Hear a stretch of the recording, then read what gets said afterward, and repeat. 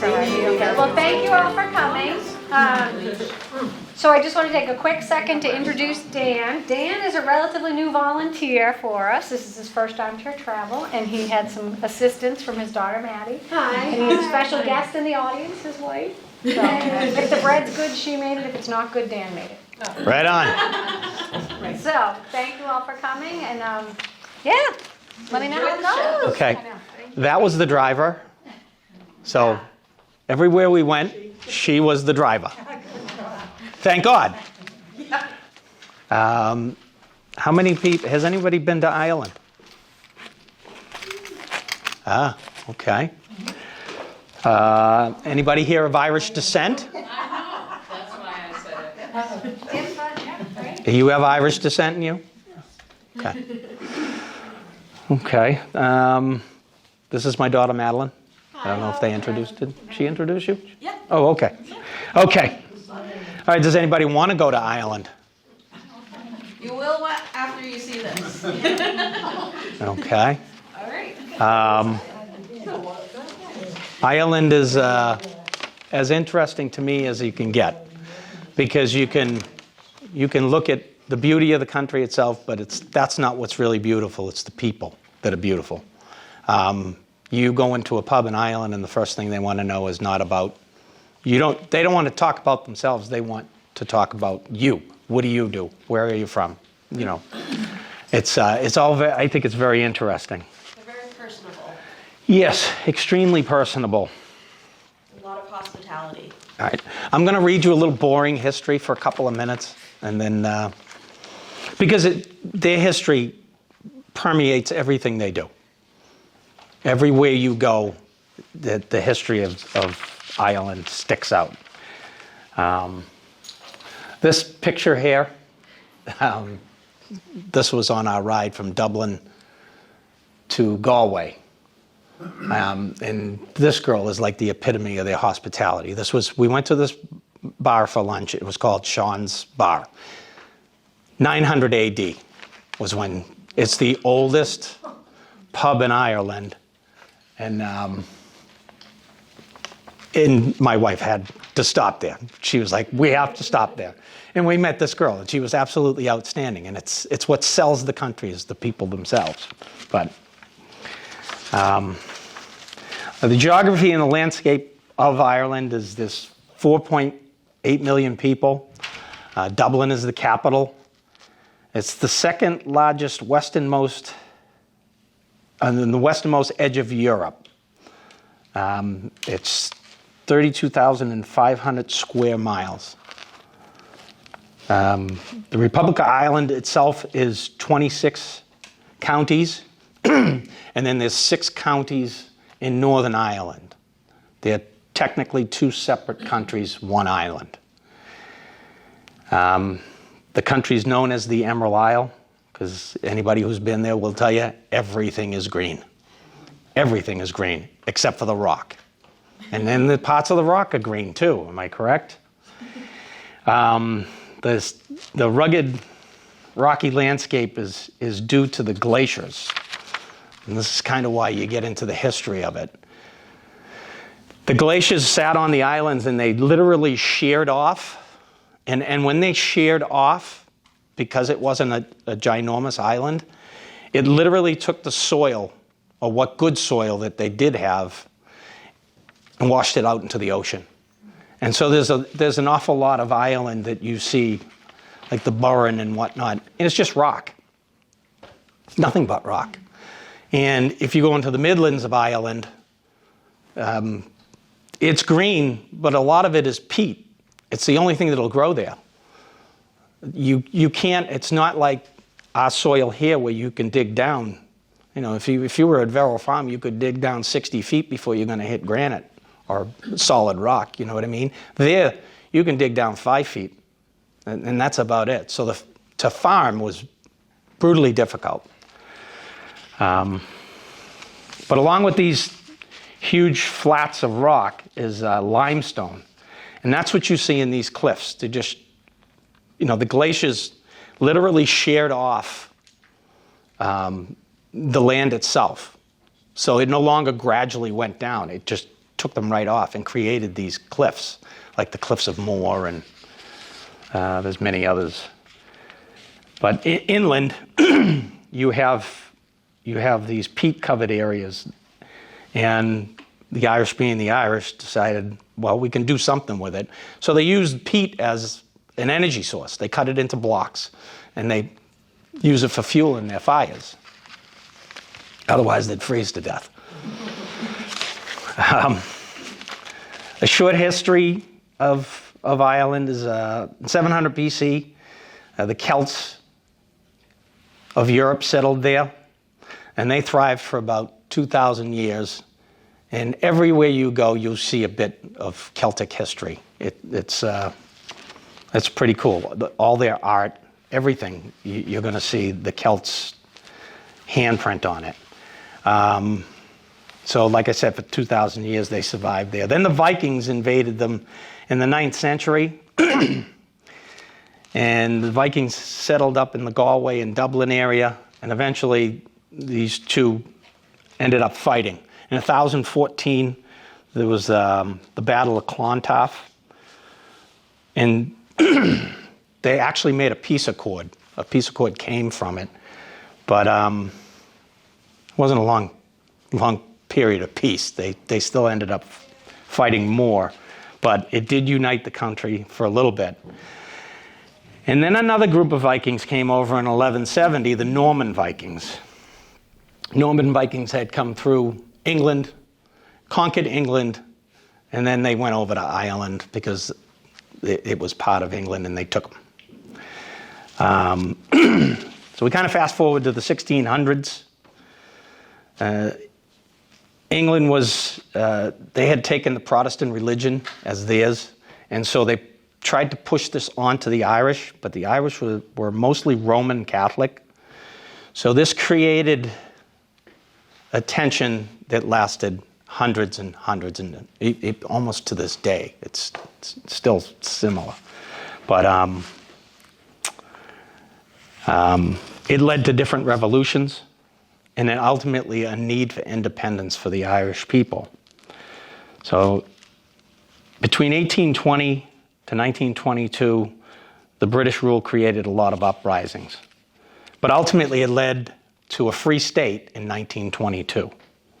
So they were going to allow, still owning Ireland, they were going to allow Ireland to rule itself. And everything but Northern Ireland. Northern Ireland sided with the British and stayed with them, and have to this day. In 1948, Ireland technically became an independent free country, minus Northern Ireland, which was the 6 states up north. The Irish government is an elected parliament, and it's led by the Taoiseach, which is the chief. Taoiseach is the leader of the political party with the most elected members in power. So it's similar to the British government. Ireland's economic history was just farming and agriculture. There was nothing else there. Until the 50s. In the 50s, they realized that they were losing so many of their young people that they needed to move into different areas, and they did. So they went into tech. And they went into tech and pharmaceuticals. And they were going to provide a cheaper labor for a lot of these American and British companies to produce their products. And they did so. And by the 1990s and 2000, they were known as the Celtic Tiger. They had the second largest economy in Europe. Pretty good for a very small little island. Weather in Ireland, if you've been, it's about 60% rain, 40% dry. Although we went over in a heat wave. We went on 2 trips, one in 2018 and one in 2022. And the one in 2022 was really nice during a heat wave. Their heat waves are like 80 and 85 degrees. Yeah.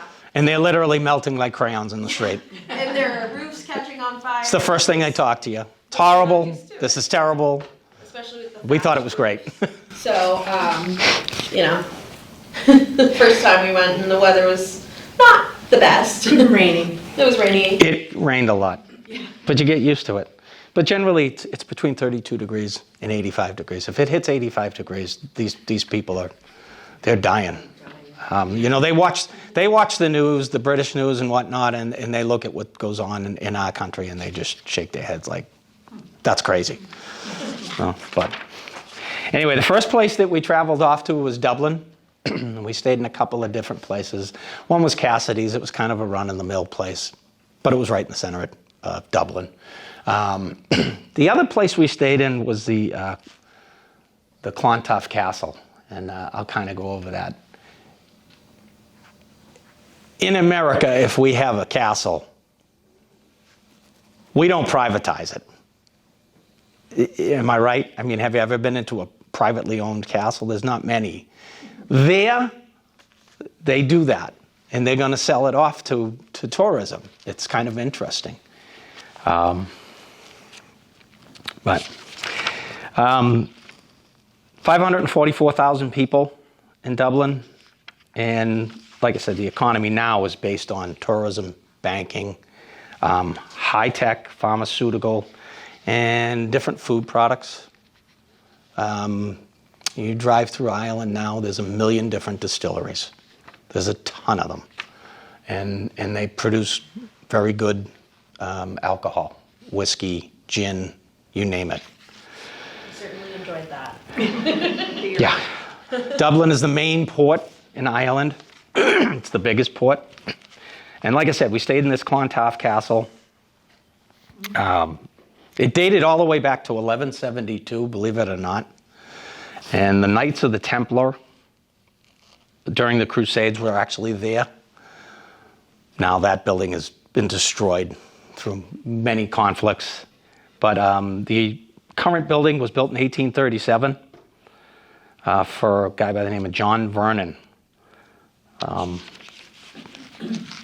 So in the 1600s, Queen Elizabeth gave this castle to Sir Geoffrey Fenton, and he passed it on to the Vernon family, who owned it for some 300 years or so. But it's, you know, the Irish rebels in 1641 came and took it back. But that was very short-lived when Oliver Cromwell came in and just went right across the country and kicked them all out. So the Vernon family was favorable to Cromwell and those people, so they ended up getting it. In 1972, it was vacant, and they ended up using it as a cabaret. You know? But in 1991, they did this whole place over, and it was absolutely fantastic. Am I correct? It was beautiful. But we're looking into taking a trip right now to Ireland again for a few weeks. And if you Google castles, there's 1 million castles you can stay in. I mean, in the United States, you really can't stay in a castle, you know? I find it unique. One of the first places that we went off to was the Guinness Storehouse. Has anyone ever had a Guinness here?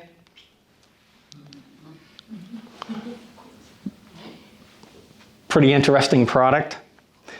We learned about their brewing process. We learned about the marketing and the slogans that they used to sell the product.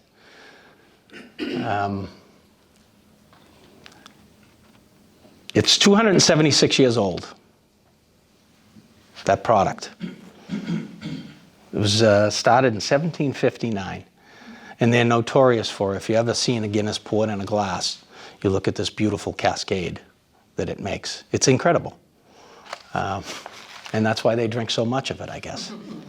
They have a beautiful, in the storehouse, they have a gorgeous 360 windowed room on one of the top floors that you can go and like have a fresh Guinness there, and they'll teach you like how to pour the Guinness so that you can get that desired Perfect head. cascade effect. Yeah, it's really quite an art for sure. The way we did all this going through Dublin is they have these buses called hop-on, hop-off buses. And, if you want a 24-hour pass, you might pay $5, $6. But every time you're on the bus, as they're driving by different sites, they're giving you the history on these things. It's pretty unique. It's constant tourism. But you can buy a 72-hour pass, however long you want it for. But they give you the history of places as you're going along, which we found very interesting. We hopped off at Trinity College. And Trinity, I don't think I went in with you guys. You guys went in and I went home. Yeah. But they're known for this beautiful library here. See this barrel vaulted library? It goes up like 3 stories. It's absolutely gorgeous. In that library, they hold the Book of Keoughs, which is the manuscript from the 9th century, one of Ireland's greatest treasures. The history of Trinity is Queen Elizabeth established it in 1592.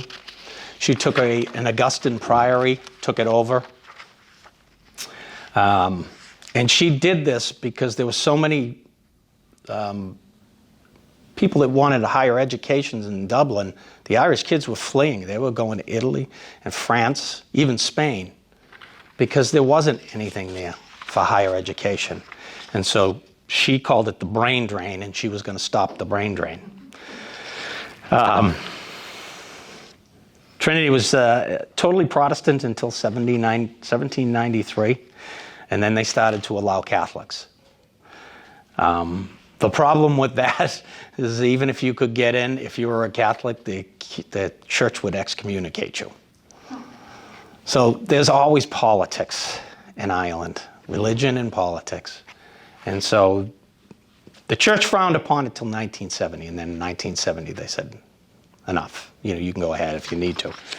But they're famous graduates of Jonathan Swift, Oscar Wilde, Bram Stoker, and Samuel Beckett. And there's many others. But these are the Guinness signs. They're all throughout the country, at tourist places, bars, everywhere.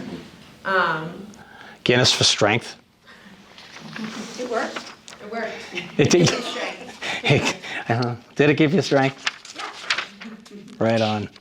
One of the last places that we went to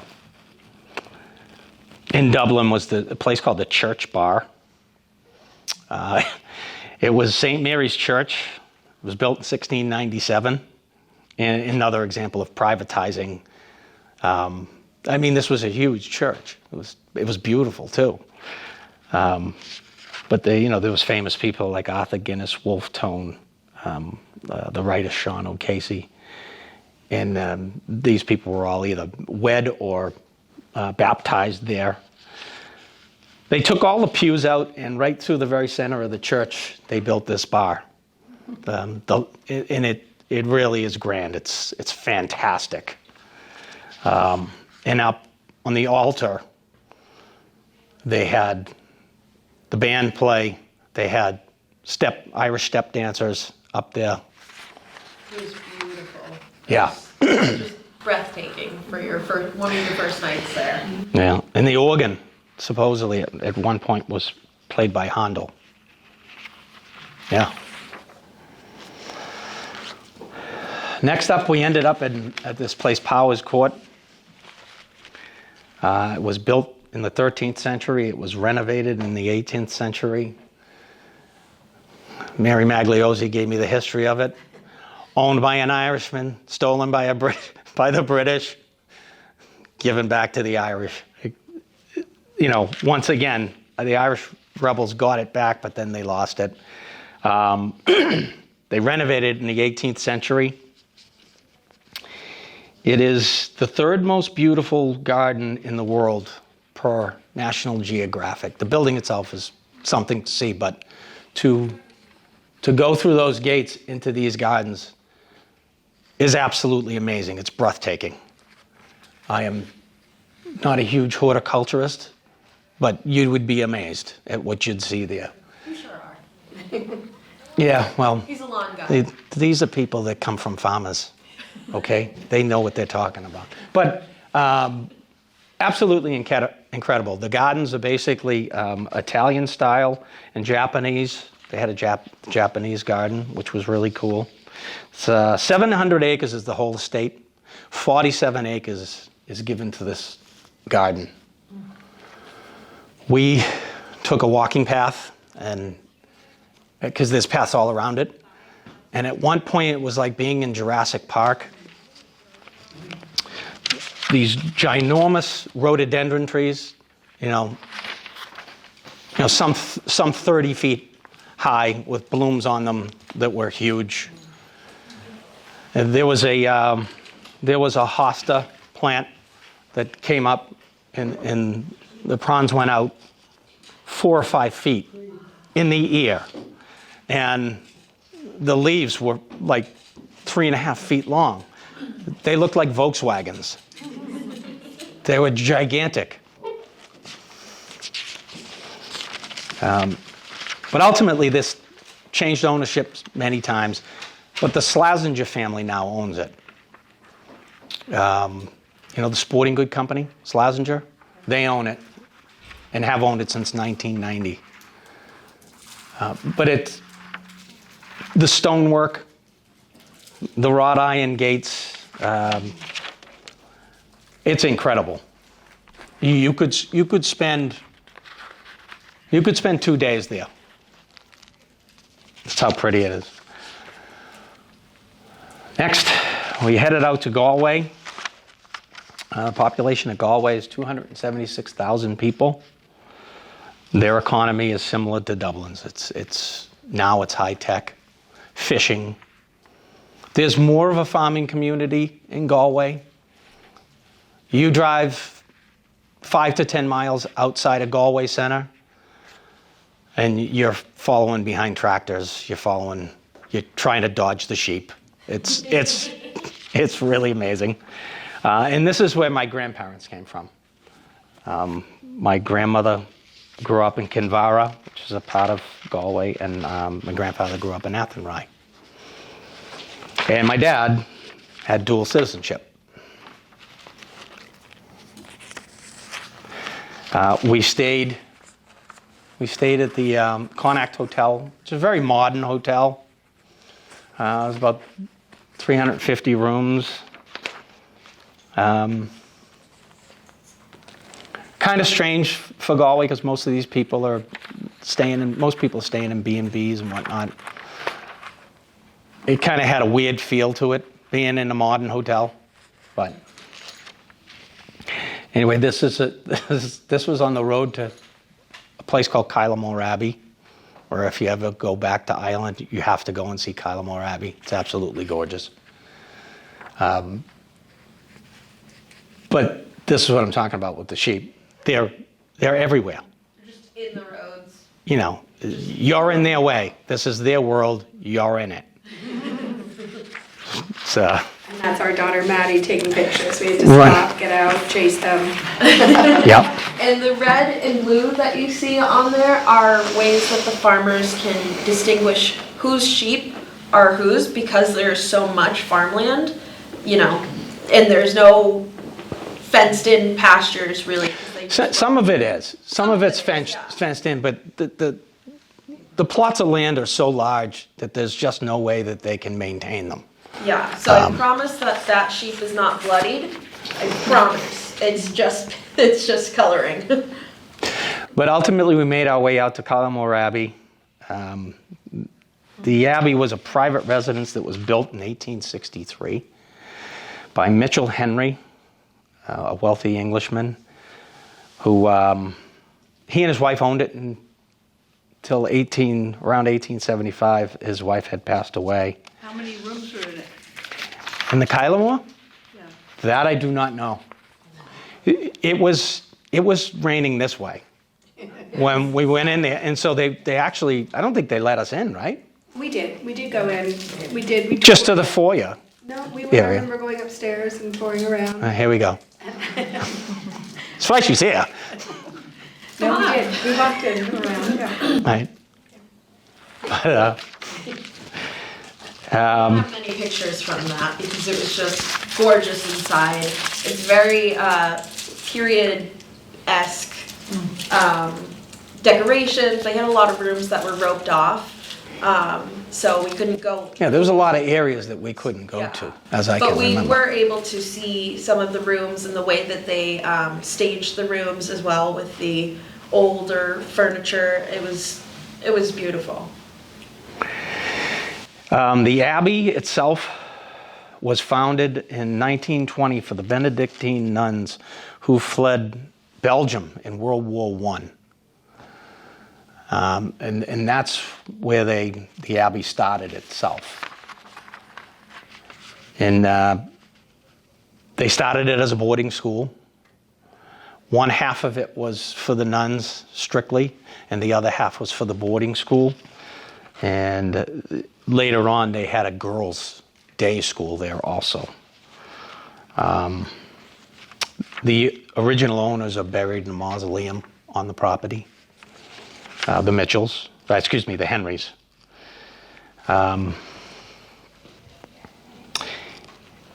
Before Margaret Henry died, the husband was building a church for her. It was a neo-Gothic style church that was stunning. But it was supposed to be a miniature version of the Norwich Cathedral in England. And it was finished after she had passed away, unfortunately. But it was a fantastic little church. Good lights and candles there. It was very peaceful and quiet and Small. Small. It really allowed you to see the beauty of the architecture as well as the thought that was put into the architecture Because he built it for for her. her. In behind the Abbey, you have these beautiful gardens. One half were flower gardens, walled. They called them the walled gardens, Victorian walled gardens, and the other half was for vegetation and whatnot to keep the Abbey going. It was self-sustained. As you can see, Dan really enjoyed these. This was one of his most genuine smiles of the whole trip. He loved the lawn care that was taken. It was very Well, the immaculately designed. topiaries and whatnot. I mean, it was fantastic. The next place we went to was the Connemara National Park, and the connection between this is that the Henry family donated the land for Connemara National Park. Once you leave the Abbey, you're going right into the national park. They donated 4,900 acres of land. Who did you say donated it? The people that owned Kylemore Abbey, the original owners, the Mitchell family, the Henry family, excuse me. You can also clearly see the difference in the weather between the two trips. The first time we went, it was, like he said, horizontally raining. And the second time, we went on a hike in Connemara National Park, and it was a heat wave. And it was, but for us, that's beautiful weather, you know? So. Most of the people on this hike were from America, it seemed, or another country. The Irish they were in their house sucking up the air conditioning if they had it. I thought it was kind of comical myself, but there's an awful lot of. We saw some cows. We never saw Connemara ponies. Am I correct? No. Vast bird life. You didn't see any mammals aside from these cows. They weren't there, and I don't know if it was because of the weather or what. But it's your typical national park. Bird life. They had European stone chats, common chaffinches, robins, Eurasian wrens. They had the birds of prey were common kestrels, Eurasians, sparrowhawks, merlins, peregrine falcons. I did see falcons. That was really kind of it. They say, they have badgers, foxes, pine martens. They say they have red deer. We didn't see any deer, though. And I don't know if it was because we were probably there a week into this heat wave, and so it might have had some effect. The next stop, which was probably the best stop, was the Galway races. My son actually won one of the races. But it's at Ballybrit Racecourse, and the racecourse itself is a mile long. Started in 1869. It used to be a 3-day type race, and then it became so popular, and partly the business community uses it as like an end of year type thing. It's a celebration of sorts for them. They expanded it to 7 days long. We went on was it a Thursday, which was Ladies' Day? It was Ladies' Day. Yeah. It was Ladies' Day, and it was kind of interesting. The hotel that we were staying in, like I said, is a big hotel. It's 11 o'clock in the morning. You go down to the bar, and it's packed. There's 1 million people in there at 11 in the morning, and they're all in suits. Impeccably dressed. Beautiful top hats. The women all have gorgeous dresses, fascinators on. It was something else. It really is a full-on spectacle. Everybody was dressed to the nines, these fascinators. It was so crazy to see how intricate and huge they could be, but then some that were smaller and a little bit more subtle, but still fascinating.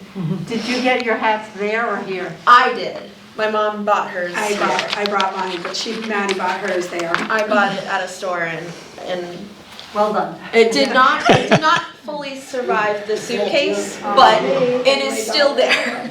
It's all good. You need to wear it again. Yes, for sure.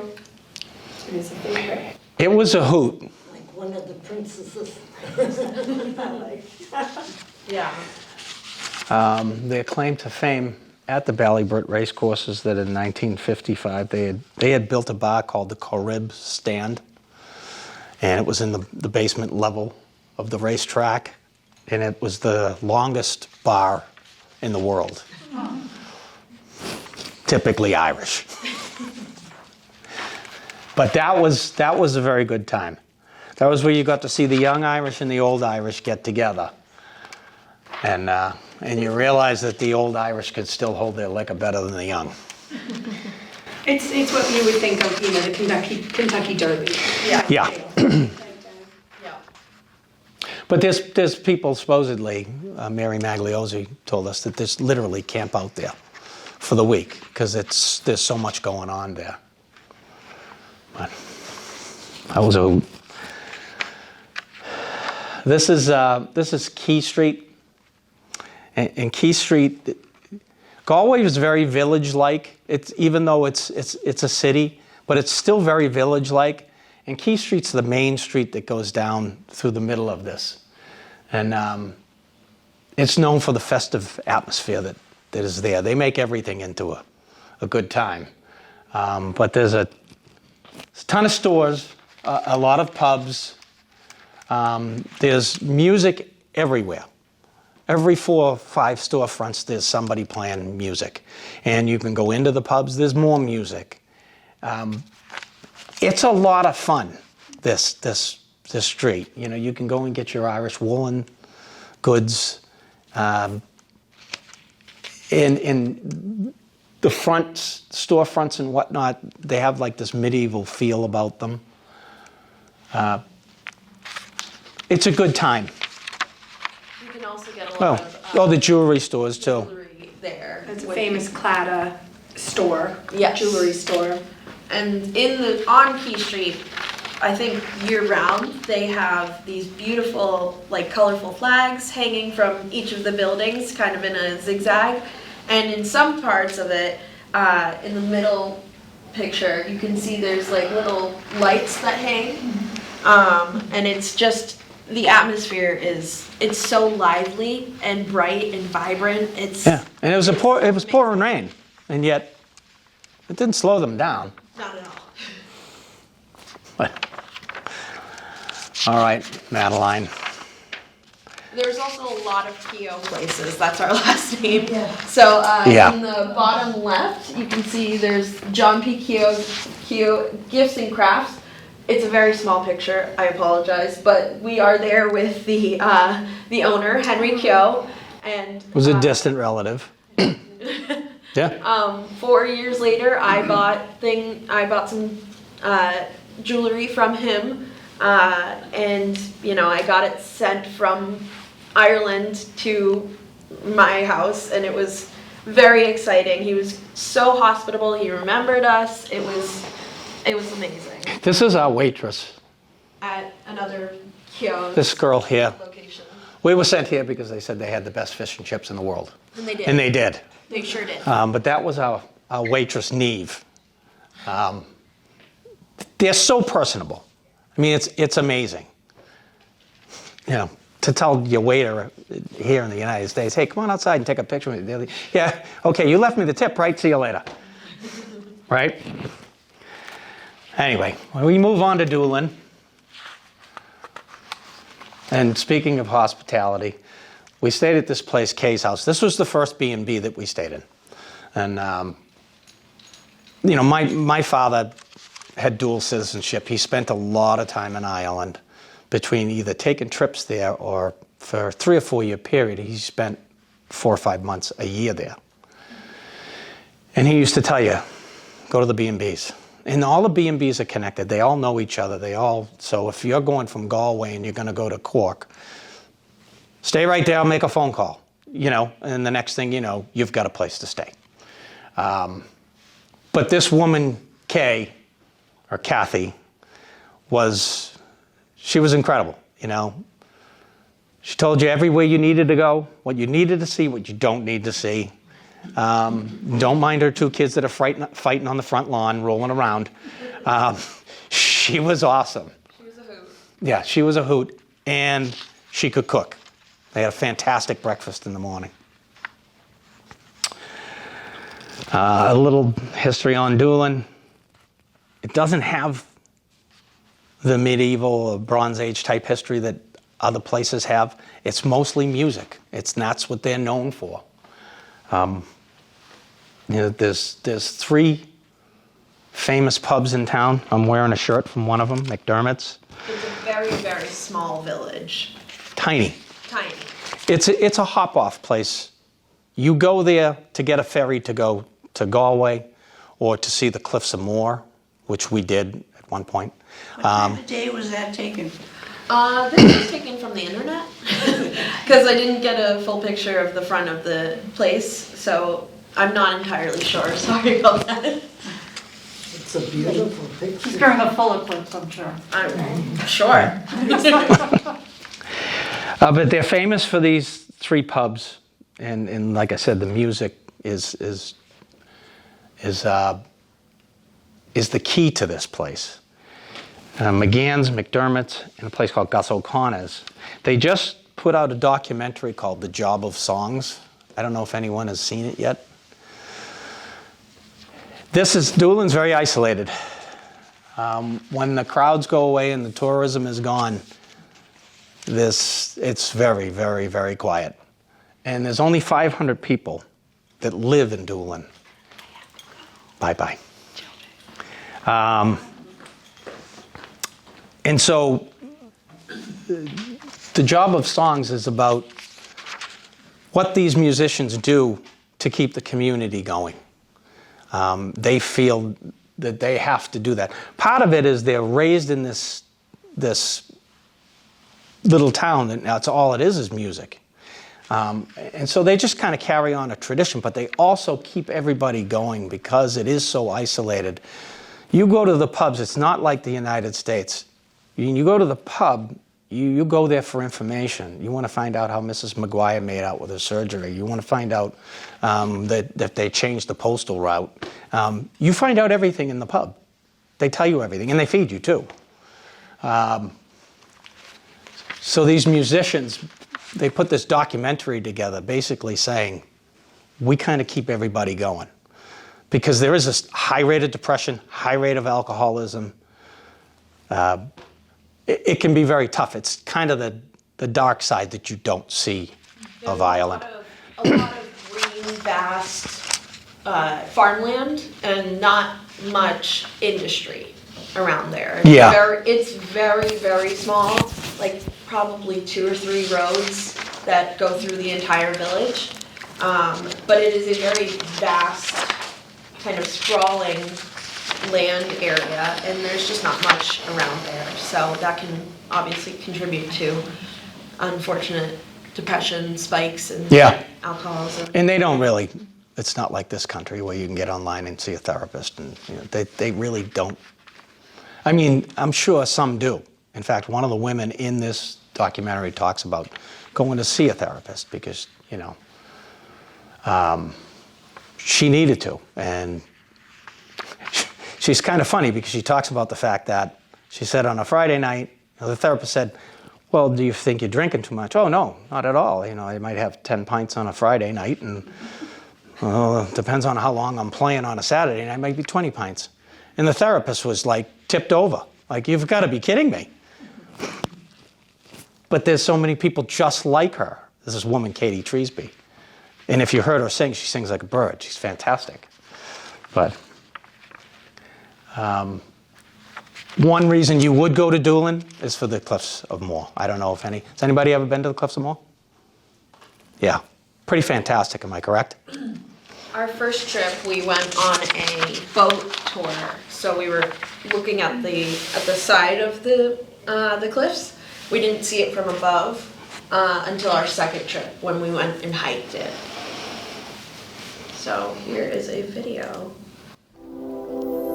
This is not your average visitor attraction. This is not a stop on your way by or as you are passing through. This is a destination. This is Ireland's most visited natural attraction. This is the Cliffs of Moher visitor experience. From the moment you set foot in this 14-acre special protected landscape with its 702 feet vertical cliffs and the waves crashing against the soft shale and sandstone, you know it was worth every mile, every kilometre to get here. This is a place of legends and folklore.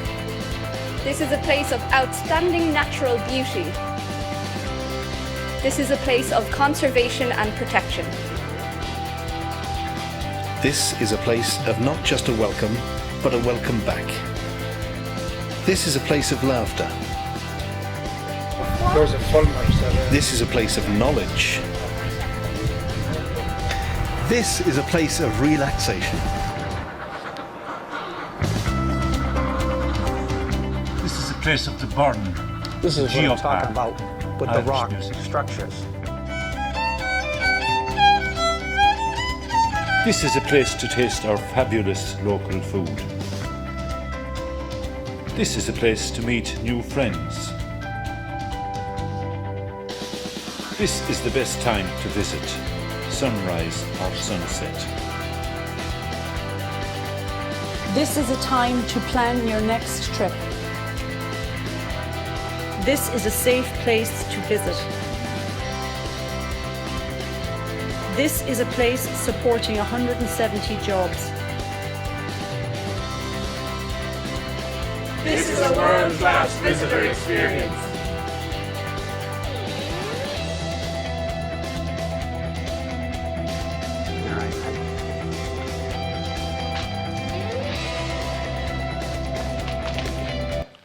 Did you see the puffins?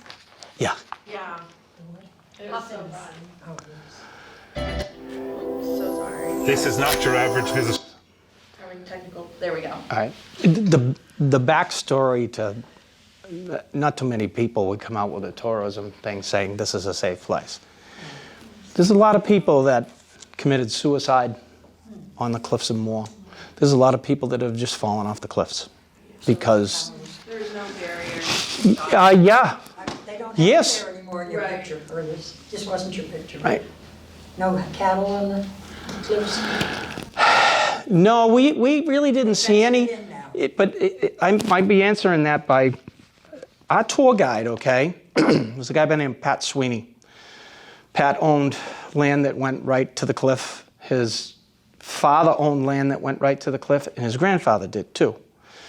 Now there's a whole bunch of farmers who for years and years would let people walk through. They didn't really care. Some of them did, and what Pat and this group of people said is, look, there's people that are literally falling off this cliff, and this is not good for tourism. This is not good at all. So they all got together, and it took them many, many years to convince, because Irish people tend to be a bit stubborn. They had to convince these other farmers that we got to make this safer. And so they literally rebuilt the trails and gave the land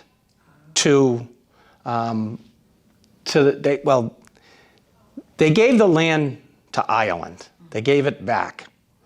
So those fences you're talking about where the cows would just walk right up to the cliffs and go off, those fences are further up. So if you're walking the trails now, you'll see the fences. You can see where the property lines are.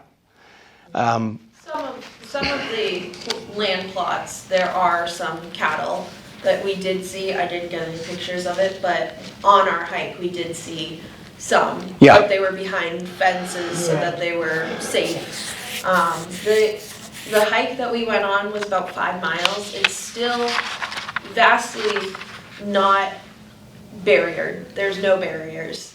In some parts of it, but in the parts of the highest parts, the farmers went out with their equipment and dug the trails and put in these slate barriers. At one point you saw a woman standing in front of these slate barriers that are about so high. You see tons of them. That these guys, the farmers, literally put those on together. And they literally got grants and got the funding for the visitors center. It's kind of why they advertise it as a safe place, because for many years it wasn't a safe place. There's a lot of American tourists who lost their lives. Because it's very, very windy.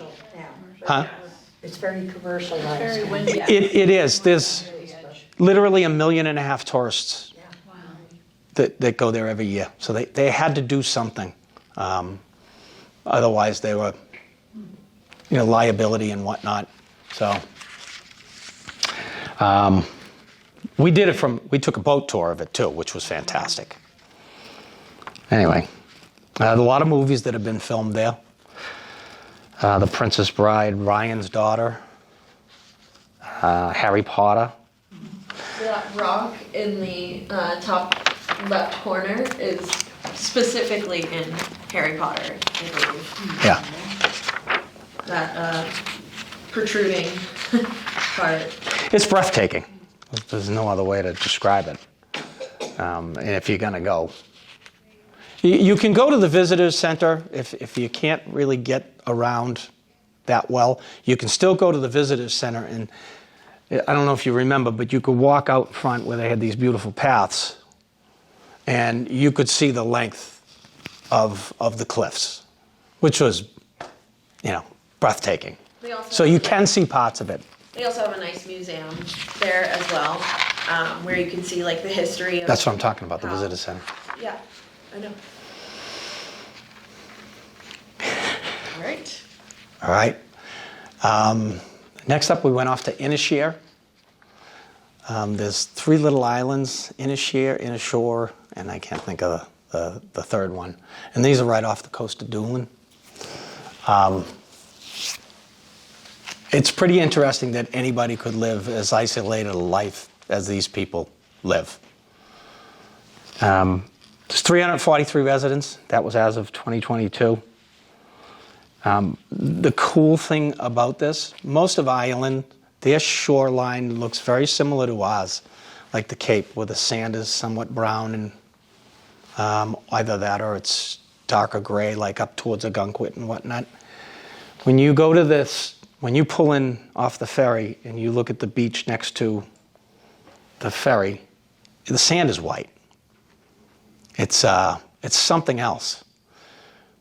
The water's turquoise. It's almost Caribbean-like. But the weird thing is when you look in the water, it looks like navy blue and slate. If you're standing in it, you can't figure out why you get that turquoise color. But and all these stone walls have been there for probably hundreds of years, and they outline each plot that whoever owns it, and they're everywhere throughout the village, and it's really cool to see. And the majority of people don't speak English; they speak Gaeltacht or Gaelic. And so, you know, you'd see people on the island because there's a lot of tourism, and you'd like wave to people and say hello, and they would not say hello, they would say diagwit, which it means hello in Gaelic. What is that? Is that a shipwreck? Yes. That is a shipwreck in 1963. That it was a cargo boat. That the weather there can be very, very bad, and that was the Plassey, and it ran aground. It was so big that I couldn't get a full picture of it with my camera, and I was 50 to 100 feet away, maybe more. It was a British naval ship at one point that Ireland bought from them and used as a cargo ship. But the island itself is 1.8 mile by 1.8 miles. There's 2 bars. There's 2 bars, 1 hotel, and that's pretty much it. And the rock walls, the explanation for the rock walls is these people were subsisting on fish strictly. For so many years, they needed to have some form of vegetation. They would have to bring it over. The seas were very rough, and so they realized, we're going to have to do this ourselves. And so they would literally, and they did this in Dingle also, they took sand, seaweed, and peat, and they mixed it together, and as it decomposed, it became soil. So they would take their own plot of land, get all the rock out of it, and then lug up all of this sand and whatnot in order to try to get some arable soil. And it's the plight of almost all of Ireland. There's very few spots that really, except for the highlands like in Kerry and whatnot, you'll see a ton of vegetable farms out there. But around here, it was very difficult to grow anything. But they tried. Carry on. Okay.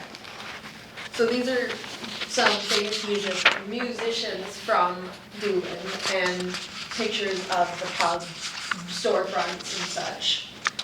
There's just a lot of character everywhere you go. It's very unique. This is... Sorry. Yeah. No, yeah. That's fine, huh?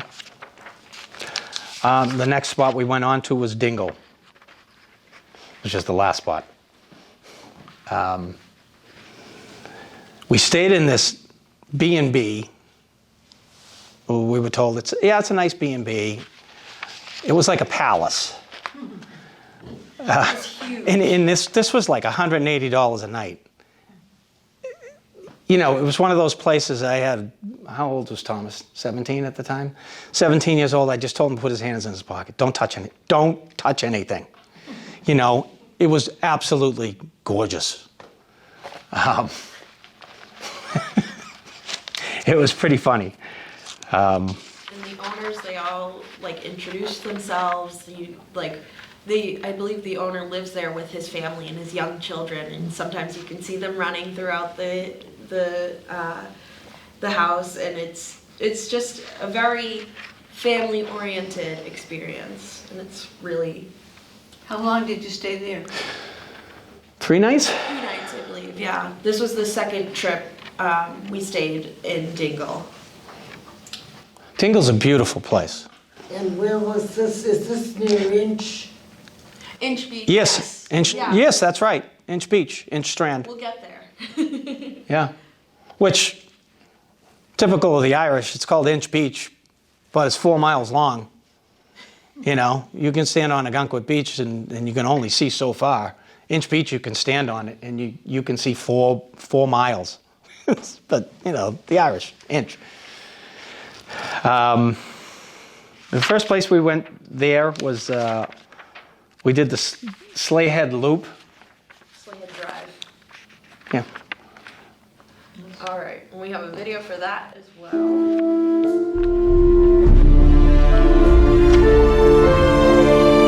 Yeah, it's like one wrong turn. See you later.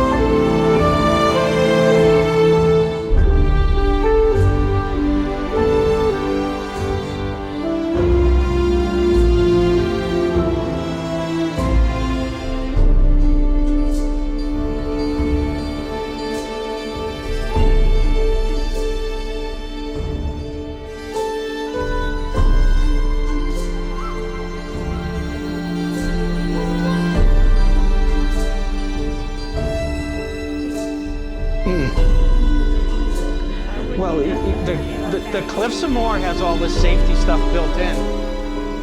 But out on the Dingle Peninsula and out in Slayhead, there's nothing there. You got crazy, and some of the cliffs are just as high as the Cliffs of Moher. Behind the bus,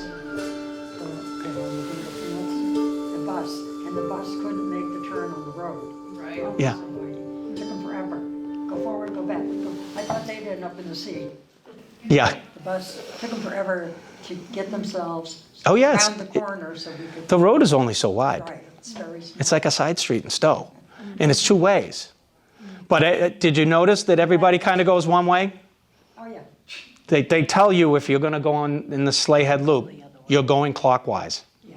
Don't go counterclockwise. but you do find people going the opposite way. It's They have to live there. right. Do go way around. Oh, it's crazy. It's an interesting area. It's beautiful. Tough place to farm, and some of the only people that could survive there were the monks.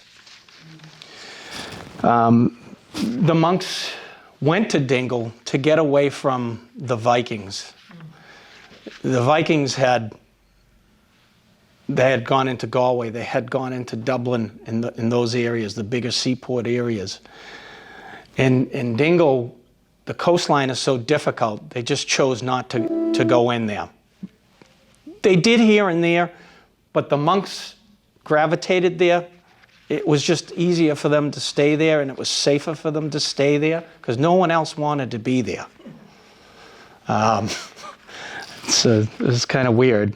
The first trip that we went there, it was a really nasty weather day.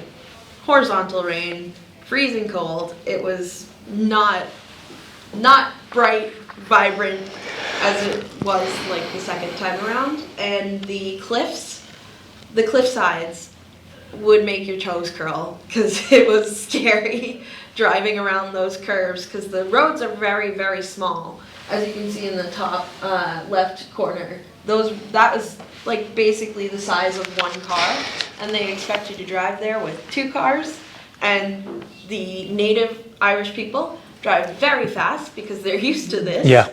And coming from America and bigger roads, it's really jarring. It was frightening. Yeah. I had a driver, my wife, because she was too nervous to let me drive. So she drove. She's a better driver anyway, but needless to say, she drove the whole trip. But the roads are crazy. Are you driving on the right side the way we do? No. Same as in England. Oh, God. Same as in England. At the rental car place, they give you a little rubber bracelet that says drive on the left so that you can put it on and remember as you're driving. Yeah. So this Slayhead, this is the Slayhead Loop, or the Dingle Loop. It's 30 miles long. There's a lot of ancient history to it. Like I said, the monks settled there and made it their home for many, many years because nobody else could. Around 12,000. Go out to the, show them the beehive huts. Okay. Hold on. are all out of whack. See these huts? There's no mortar used in making these huts. The monks made them and they're waterproof. So they would be about 5 feet wide by 5 feet wide and maybe 4 feet high. And they lived in them because they desperately wanted to get away from everybody. And so they built these things, and they have lasted since the 8th century. Some of them were built between the 8th and the 12th century. It's amazing. They're up on the kind of mountain-esque side. It's not exactly a cliff, but they're on not very like straight flooring, essentially. All right, slide back. All right, I will go. I have a question about the huts. Was there any, you said something about the floor, was there any flooring? Did they put rocks on the floor? Or It was just the kind of sand, dirt. Okay. Some of them were sand and dirt. I was in one that had granite, like slabs of, mullioned together. But as part of the loop, you go out to this place called Slayhead. And Slayhead is the westernmost part of Ireland that faces North America. And the Dingle people are known to say, next stop is Boston. Literally, that's their saying. Next stop is Boston. But from Slayhead, go back to the where the map is. There's about from here all in and along to here. It's about 3 or 4 miles. Breathtaking landscape, absolutely incredible. The highway itself is called the Wild Atlantic Way, which is why the next slide has that title. Some of these cliffsides aren't quite as rocky. In mentioning the soil, in like the 17 and 1800s, the peasants literally went to the beaches, pulled up the sand, and filled in some of these hillsides, and put in kelp, put in any kind of seaweed they could find, and they too tried to get this soil, or to make soil. And then when they finally had done it, it was around 1845, and they threw their first crop in, and it was potatoes. And they had the potato blight, and you had the famine. So their first attempt at making this work failed miserably. And throughout this loop, you see houses that, the walls have fallen out. They were built 1 million years ago. Everybody left in the famine. Not everybody, but a lot of people left in the famine. They couldn't survive it. They went to other parts of Ireland, or they left and got on a boat and went to America. Because they had to. They had no choice. They couldn't feed themselves any longer. Are they still growing lots of potatoes? Not up there, they're not. But not up there, they're not. But they are still growing lots of potatoes, because a potato doesn't need that much it only needs so much soil, right? It needs a lot of water, and they get that. Yeah. This is Skellig Michael. From Slayhead, you look out onto this giant rock that splinters out of the ground. It's got 2 sides to it. It goes up 714 feet in the air. And Star Wars has been filmed there. Excalibur. It's something else. Because on the other side of the rock that you really can't see from Slayhead is a monastery. The monks once again found a home. And they did it purposely because they knew that the Viking ships would crash. They were in tiny little boats. And they ended up building this monastery over many years. 6th century, I believe, they built it in. But it's been home to a lot of different movies. Play the video. It's really incredible.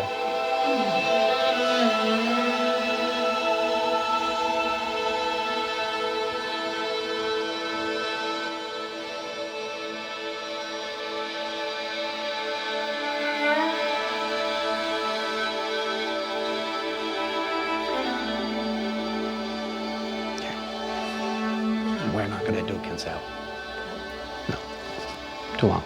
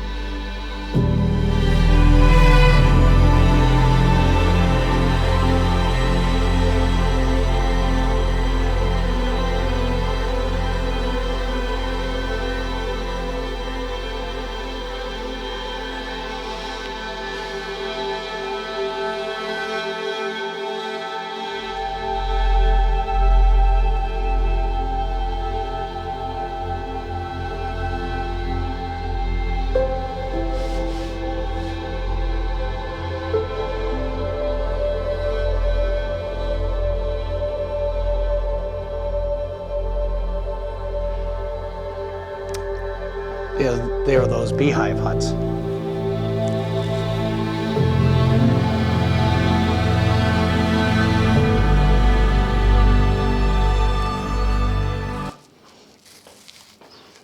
It's amazing they made anything out of it. Where did they get their food from? Most of it was fish. Did you actually go onto that island? No, we didn't. You can go there in the summertime when the water's high enough that they can get boats in there. I guess you can walk in there.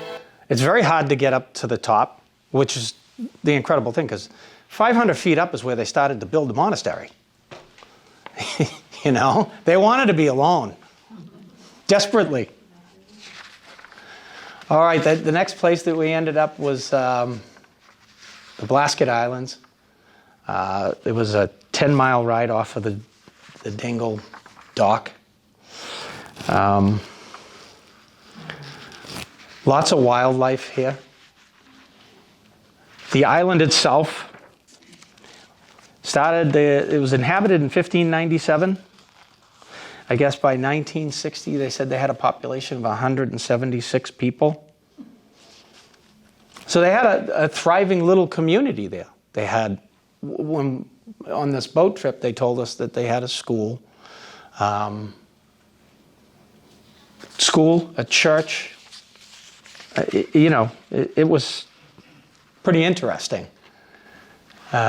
Being on the ocean, it is a harsher landscape and environment, so not many people choose to live there, but the people who do are probably generational people who stay there for that's the thing. In 1954, they only had about 22 inhabitants, and so the Irish government said, "We're done here. We're not gonna keep bringing services to the island any longer." And the reason there was only 22 people is the younger people realized there's got to be a better way. So they immigrated to different parts of Ireland because the life was so hard there. And so they bailed out, and it left them with very few people.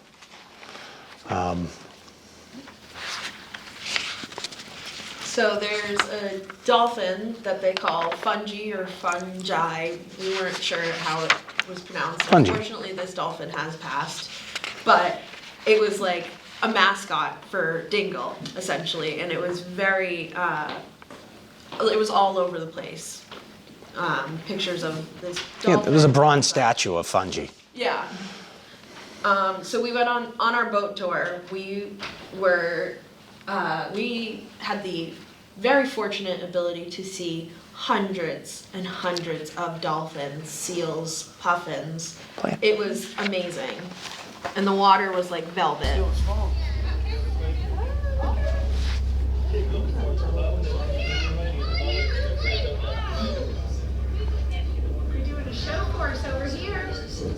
Oh, wow, that is so cool. Oh my goodness!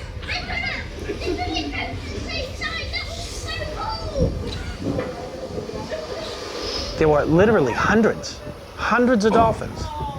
Surrounding the boat.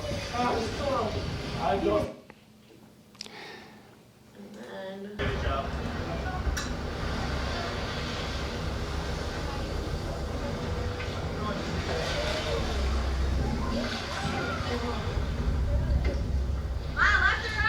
Did they feed them? starboard. No, they didn't feed them.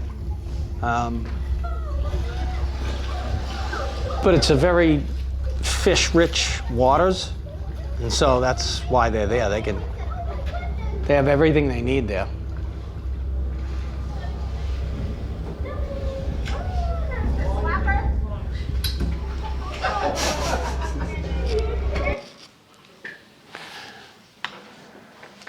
All right, the last place that we ended up at was Inch Beach. And like I said, it's weird they call it Inch Beach because it's 4 miles long. But when you're on Inch Beach, looking out into the water, you look up into the Kerry Mountains. So the backdrop of it is awesome. So you're in the water and on the mountains at the same time. It's otherworldly, it feels like. Yeah. It's really cool. There's a lot of surfing that goes on there. And They have nice beach bars. yeah. And you can drive right up onto the shore since the shore is so long. You can just drive right up with your car, and you still have several hundred yards to get to where the water washes up on shore. Other famous movies, Ryan's Daughter was filmed there, and I guess Excalibur was filmed there. And some of these little pubs that we went to, Dingle is a very unique place. Everybody kept telling me, you got to go to Foxy John's, go to Foxy John's. So we went to Foxy John's, and when you're looking at the front door of the place, it's a hardware store. I noticed it says hardware and bar. Yeah. Well, you walk in and there's nuts, bolts here. There's all kinds of fishing gear and stuff like that. And then you walk through this door, and there it is, a full-fledged bar, full-fledged pub. You walk a little further, and you're in this huge courtyard, and these buildings are surrounded, and there's a stage. Where they play music. It's a funky place, but there's a lot of places like that. There's a fish house there, and it's just fresh fish. But if you walk through a certain door, I forget it was like O'Doyle's or something, you walk through a certain door, and there you are. You're in a pub. It's like an Irishman, just do anything to sell anything. But that's it, folks. That's all I got. We went to another place called Kinsale. Thank you. I'm sorry it was as long as it was.